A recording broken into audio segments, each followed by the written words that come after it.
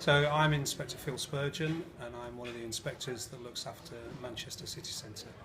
Phil, you've just done a briefing for the Manchester Street Angels, who are out helping people who might be intoxicated tonight in need of a bit of help or an arm around their shoulders. What's the purpose of the briefing, and can you tell us why you work with these volunteers? Well, Manchester's got a huge thriving nighttime economy. We've got more than 500 licensed premises in 2 square miles. Really important part of our economy, but that does bring with it some consequences. So we work really hard with partners to try and make sure that's a safe night, but we recognise we can't do it all ourselves. You know, we need those volunteer groups, we need our partners to help make the holes on the safety net as small as possible. And do they help what you do? Some of the things you mentioned in the briefing were look out for certain individuals, this is what's going on in certain areas.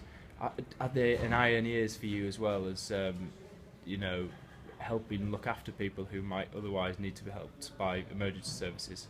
They're a really important part of this kind of broad policing family. As I say, we know we can't do it all. We know that there are vulnerable people out there that we will miss. So Manchester Street Angels is one of a number of really, really good projects that helps us find individuals, look after them, and it's a big team effort to keep people safe.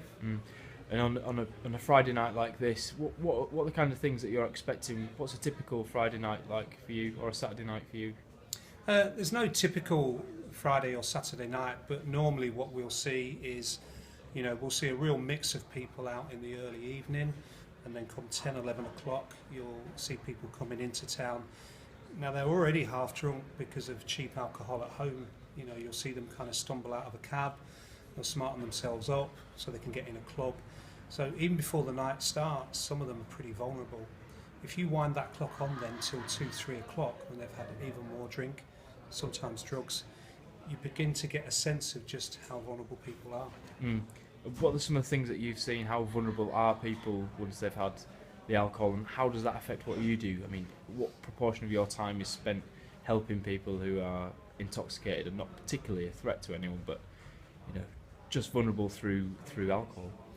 Well, pretty much all that we do on a Friday, Saturday night is around alcohol. Some of that's crime and antisocial behaviour, but the vulnerability thing is really big for us.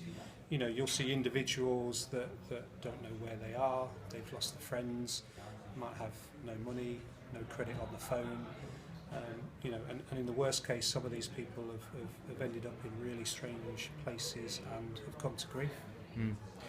So what are you expecting for tonight then? Is there any particular thing that you are expecting tonight to happen, or would it be a relatively low-key Friday night because it's just before payday, or is every Friday different? You don't know what to expect? It's really different because it depends on whether you've got particular concerts or you've got particular sporting events, and people will be staying in hotels. So you can never rest on your laurels. We never use the Q word because you just don't know what you're going to get. I've been guilty of that so far already tonight. And I'm not going to say it because I'll jinx it. But joking aside, we will see at 1, 2 o'clock a shift from what I call happy drunk to nasty drunk. So, while we're dealing with fights and chaos, we can't lose sight of the fact that there's some really vulnerable people out there that we need to look after too.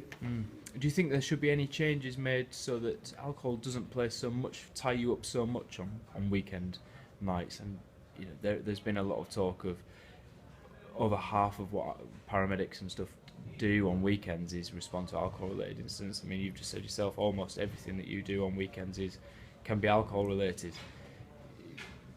Should there be any changes? Would you like to see any changes to licensing hours or closing times or anything like that?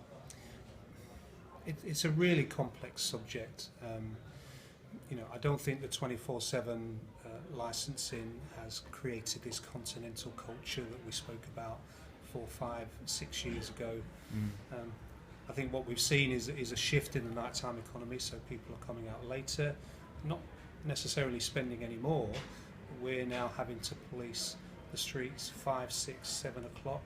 You'll see people coming into work tomorrow morning and they're crossing over people who are still drunk from a night out. I don't have the answers, but what we're trying to achieve locally is that kind of problem solving with our partners and those volunteer groups to kind of make the best of the situation we have.